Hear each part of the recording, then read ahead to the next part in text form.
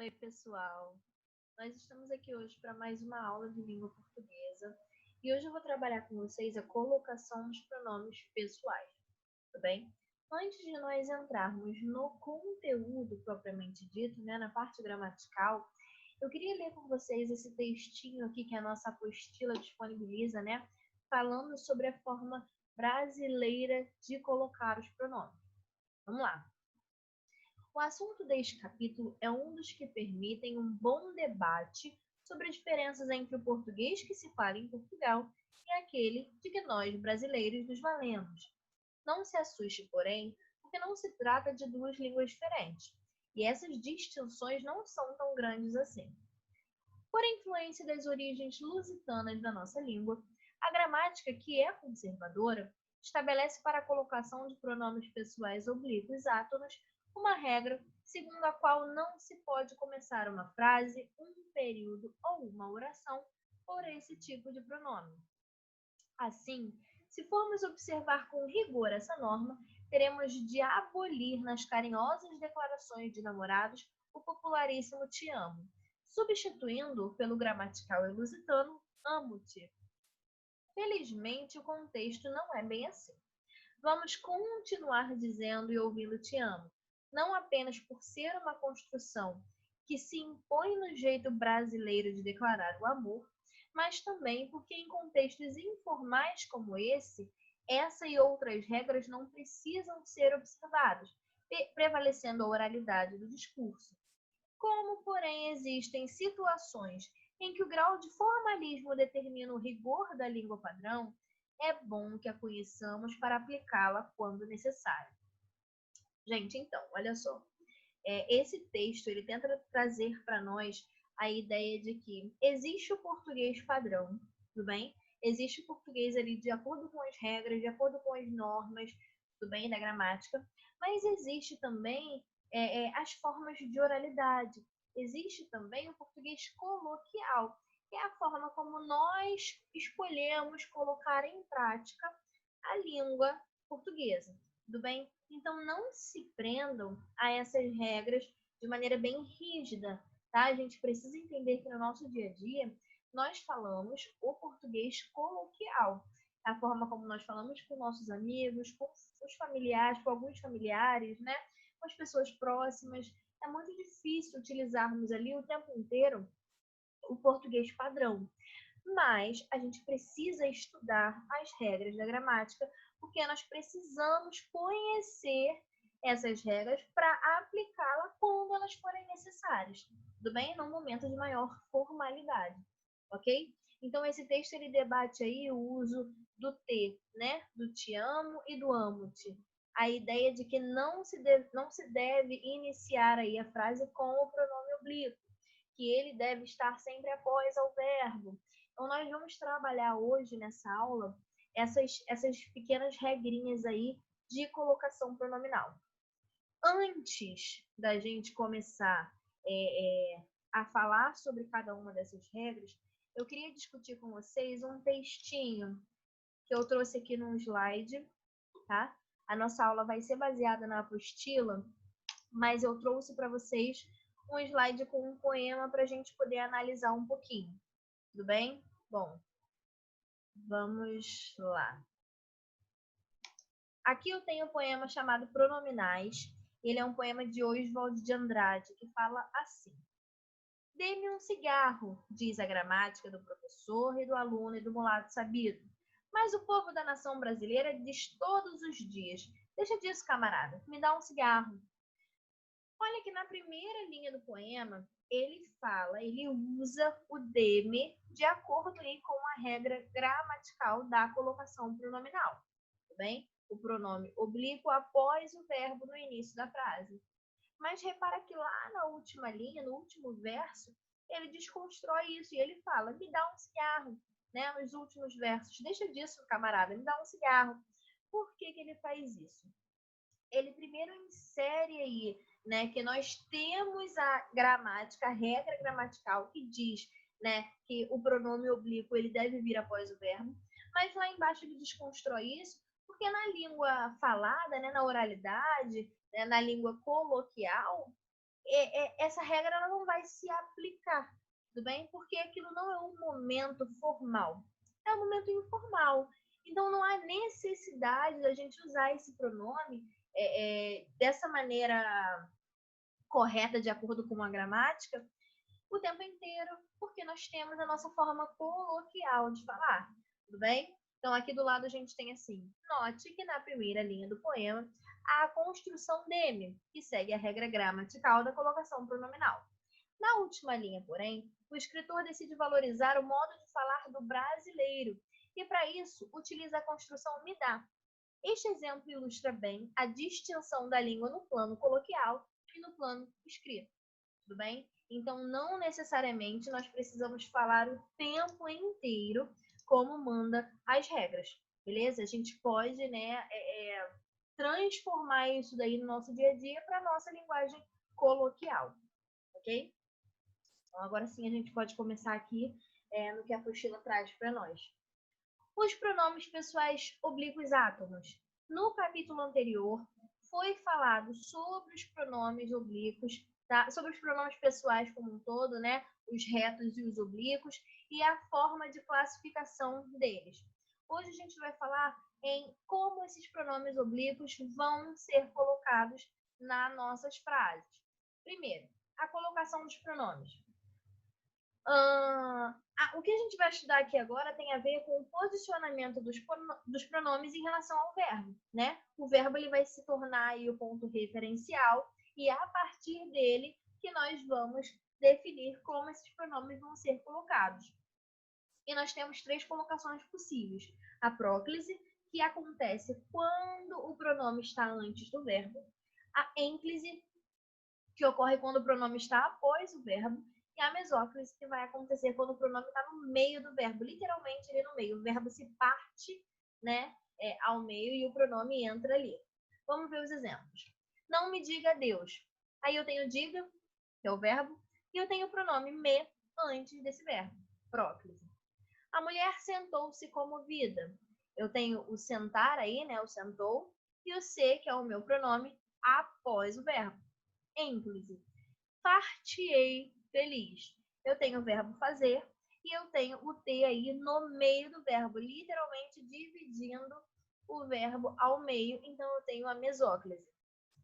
Sobre a colocação padrão do pronome. A gente tem que considerar que habitualmente o pronome ele vai seguir como uma ênclise aí, tá? Ele vai aparecer após o verbo. Mas existem situações que nós vamos ver agora, onde nós temos próclise obrigatória, mesóclise obrigatória ou ênclise também obrigatória. Tudo bem? Então vamos dar uma olhada aqui nos casos da próclise. A próclise ela pode funcionar aí como uma atração, tudo bem? Ela pode atrair a partícula, né, o pronome, para perto dela aí, para antes do verbo. Então, vai funcionar da seguinte forma. Quando nós temos palavras com significado negativo, né, essas palavras sendo pronomes, sendo advérbios, sendo conjunções, haverá próclise. Não me contaram a verdade. A gente tem aí o não, que seria o advérbio que atraiu esse pronome para antes do verbo, tudo bem? A gente tem aí o nada, que é o nosso pronome, e que atraiu esse outro pronome também para antes do verbo. E a gente tem o nem, que é a conjunção, que também atraiu o pronome para antes do verbo. Olha só, não me contaram a verdade. A gente tem o contar e a gente tem o me antes do verbo. Nada o fará mudar de opinião. A gente tem o fará e a gente tem o antes do verbo. Nem falaram, nem me deixaram falar. Tem o deixar aí e o me, de novo, está seguindo antes desse verbo. Por conta dessas palavras de sentido negativo, a gente teve uma modificação no uso do pronome e ele vai seguir antes do verbo, ok? Quando nós temos advérbios sem haver uma pausa entre esses advérbios e o verbo. Essa pausa de que eu estou falando seria ali a nossa vírgula, tudo bem? Que vai dividir aí, né, distanciar esse advérbio do verbo. Vamos lá. Ali se trabalha. A gente tem o ali, que é o advérbio, e o verbo trabalhar. O ser, ele foi atraído para antes do verbo porque não há pausa entre o ali e o trabalha. Não há nada que divida essas duas palavrinhas. Mas aí, quando a gente tem uma pausa, quando essa pausa aparece, isso vai mudar. Essa regra vai ser trabalhada de maneira diferente. Se eu tenho o aqui, por exemplo, e uma vírgula, né, indicando a pausa, o verbo ele vai entrar com uma ênclise e não mais com uma próclise. Então, só vai haver próclise quando nós tivermos aí o advérbio próximo ao verbo, sem haver uma pausa entre eles. Com pronomes indefinidos, a gente tem aí no exemplo tudo, alguém, vários, enfim. Quando nós temos esses pronomes indefinidos, haverá também obrigatoriamente uma próclise, ou seja, o pronome oblíquo ele vai aparecer antes do verbo. Olha o exemplo. Tudo se ajeita. A gente tem o ajeitar aí e a gente tem o ser, que é o nosso pronome, antes do nosso verbo. Tudo bem? Tem outro exemplo aí. Alguém me falou de você. De novo, a gente tem o verbo falar e a gente tem o me antes do verbo, porque a frase ela está iniciando aí com esse pronome indefinido, então obrigatoriamente vai haver uma próclise. Com as conjunções subordinativas, que, porque, como, embora, se, conforme, quando, tudo bem? E com os pronomes relativos, que, o qual, cujo, quem, onde, quando. Quando nós tivermos o uso dessas conjunções subordinativas, né, adverbiais, como aparecem aí, e quando nós tivermos o uso desses pronomes relativos, né, que a gente também usa normalmente nas nossas subordinadas adjetivas, nós teremos o uso da próclise. Quero que você me esqueça. Embora se trate de um gerente, não gostei do que ele disse. Então, a gente tem aí o uso da próclise obrigatória porque há alguma dessas conjunções ou desses pronomes relativos em uso na frase. Com certas orações optativas ou exclamativas. Deus me perdoe, macacos me mordam. Então, a gente tem aí o verbo perdoar, a gente tem aí o verbo morder, e a gente tem o pronome sendo usado antes desses verbos, por conta, né, de serem orações optativas ou exclamativas. A gente vê aqui, ó, o ponto de exclamação no final. Orações optativas são aquelas que exprimem desejo, tudo bem? Então, quando houver o uso de alguma dessas orações, nós vamos ter também a próclise obrigatória. Com orações interrogativas, né? Com perguntas, quem se importa, como nos encontrou aqui. Quando a gente tem aí o uso dessas perguntas, dessas orações interrogativas, a próclise também vai ser obrigatória, tudo bem? Então isso precisa ser observado. Com gerúndio antecedido da preposição em. Repara o seguinte, a gente tem aqui, ó a gente tem o enzinho aqui, tudo bem? E a gente tem o verbo no gerúndio, tratando. Então, se nós temos o nosso enzinho aqui, seguido desse verbo no gerúndio, ó, terminação em NDO, nós vamos ter a próclise acontecendo. Tudo bem? Vamos lá, seguindo. Saindo da próclise e entrando para o caso de mesóclise obrigatória. A mesóclise, né, a colocação do pronome aí entre o verbo, no meio do verbo, vai acontecer quando esse verbo se encontrar no futuro do presente ou no futuro do pretérito. Veja bem, futuro do presente é quando a gente está indicando aí um fato que vai acontecer em relação, né, a um fato presente. E o futuro do pretérito é aquele da possibilidade. Então, veja bem um exemplo. Falar-te-ei a verdade. Ou seja, eu falarei a verdade a alguém. Tudo bem? Ser-lhe-ei fiel eternamente. Ou seja, eu serei fiel eternamente a alguém. Beleza? Por conta de ser aí orações que apresentam o verbo no futuro, em uma das situações do futuro aí, né, o uso da mesóclise ele vai ser obrigatório. Então, o pronome ele deve entrar aí no meio do verbo. Olha só, é claro que no nosso dia a dia nós não vamos usar normalmente a mesóclise, né? Eu não vou falar para o meu amigo falar-te-ei a verdade. Não, porque nós estamos lidando no dia a dia com a linguagem coloquial, né? Com a nossa linguagem do cotidiano, tudo bem? Mas é importante a gente saber aqui as regras, né, de próclise, ênclise e mesóclise, porque é necessário em situações que exigem o uso do português padrão, beleza? Então vamos seguir. Olha só, aqui a gente tem uma observação que fala assim: a próclise prevalece sobre a mesóclise. Isso quer dizer que mesmo com o verbo no futuro do presente ou futuro do pretérito, não haverá mesóclise se ocorrer um dos casos que determinam o uso da próclise. Olha bem, aqui a gente tem um não. Ó, voltando lá na próclise, palavras de significação negativa pedem aí próclise de maneira obrigatória. Então, nesse caso, mesmo que a gente tenha aqui o verbo no futuro, o que vai prevalecer é a próclise por conta dessa palavra de sentido negativo. Aqui nós temos, alguém, pronome indefinido. Como a gente tem esse pronome indefinido aqui, mesmo que a gente tenha um verbo no futuro do pretérito, o alguém, que é o nosso pronome, vai se sobressair ali, tá? A próclise, ela vai se sobressair, prevalecer em relação à mesóclise por conta disso.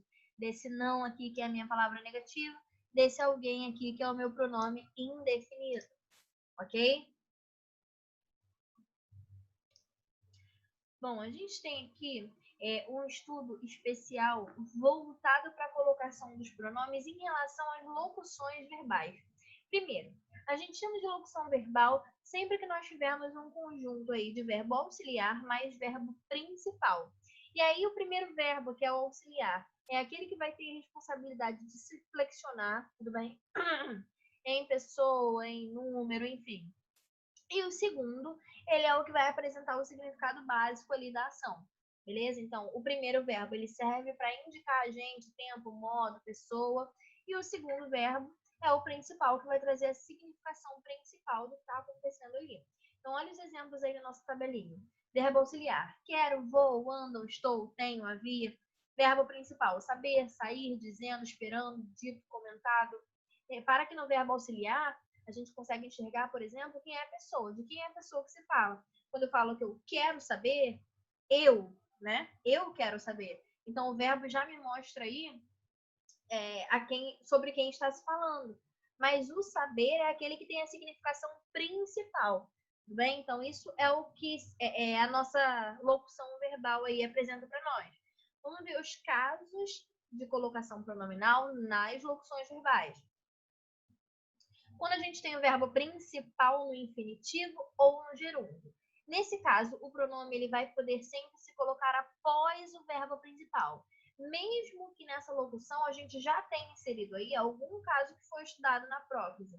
Veja bem, a gente tem aí, eu vou falar, ler. O ler ele foi inserido após o verbo principal, tudo bem? Ele não está aí ligado ao verbo auxiliar. Eu não vou falar-lhe a mesma coisa. A gente tem um não aqui que traz para a gente aquela ideia de próclise, mas ainda assim o ler ele ficou após o verbo principal, ok? Outro caso, também será possível que os pronomes sejam colocados após o verbo auxiliar e a este sejam ligados por hífen. É um caso de ênclise ao verbo auxiliar. Eu vou lhe falar, eles andam me dizendo. Tudo bem? Então, nesse caso aí, a gente tem uma ênclise. Embora eles estejam antes do verbo principal, né, e pareçam próclise, não. Eles estão ligados ao verbo auxiliar, né, por meio desse hífen. Então, eles trazem para a gente aí uma ênclise, um caso de ênclise. Observação. A colocação anterior, né, essa daqui, será incabível se houver na frase palavra que provoque próclise. Vamos lá. Eu posso usar o lhe antes da locução, tudo bem? Eu não lhe vou falar, porque o não, ele indica pra gente que pode haver próclise ali, mas eu também posso utilizar o lhe, como a gente viu aqui na nossa primeira regrinha, após o verbo principal, porque a gente tem uma locução. Então, quando a gente tem uma locução, independentemente de haver aí algo que traga para a gente a próclise, a gente pode usar o pronome oblíquo após o verbo principal.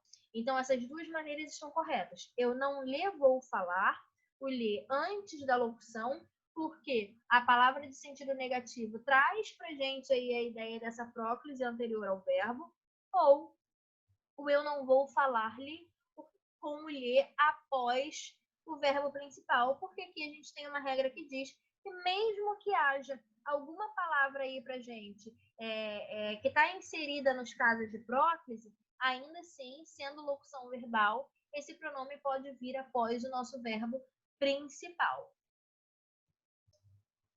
Se nós tivermos um pronome pessoal ou um substantivo que seja sujeito em relação à locução verbal, é possível que a gente coloque o pronome entre o sujeito e a locução.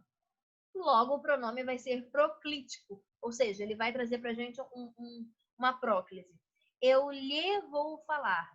Eles nos andam dizendo. A gente tem a locução verbal aí relacionada ao nosso sujeito. Então, esse lhe, esse nos, eles podem aparecer antes da locução verbal de próclise. Tudo bem? Bom, em relação aí à questão formal, por situações que já apareceram para a gente no início do capítulo, nós temos aí a colocação do pronome sem hífen sendo proibida. O hífen deve existir ligando aí esse pronome ao verbo auxiliar. Mas essa é uma prática brasileira, tudo bem? É uma prática brasileira ligado ao verbo auxiliar. Vamos ver o exemplo. Elas andam me dizendo coisas. No caso da regra que nós vimos aqui, deveria haver um hífen ligado aí, ligando aí o verbo auxiliar ao pronome. Mas é uma prática brasileira, uma prática nossa, usar aí o verbo auxiliar ligado ao pronome, mas sem o hífen, sem colocar o hífen aí, tudo bem? Outro caso, com o verbo principal no particípio. Vamos lá. Todas as vezes que nós tivermos um verbo no particípio, a gente vai ter a seguinte situação. Não se pode colocar o pronome depois do verbo que está no particípio. Vejam os exemplos aqui comigo. Eu tenho lhe dito. Eu lhe tenho dito. Mas em nenhuma situação é possível que o lhe apareça após o dito. Tudo bem? Porque o dito é o meu verbo que está no particípio. Então, não é possível que a gente use o pronome após esse verbo no particípio. Apenas antes do verbo no particípio. Pode ser entre o verbo auxiliar e o principal, pode ser antes da locução inteira, mas jamais depois do verbo no particípio. Tudo bem? Então, uma forma que é mais bem vista aí, né, pelos gramáticos, é o lhe sendo usado entre o verbo auxiliar e o verbo principal, ok? Mas é possível que esse pronome seja utilizado antes da locução também, beleza? Bom, a gente finaliza por aqui. Eu espero que vocês tenham entendido e até a próxima aula a gente se vê. Beijos!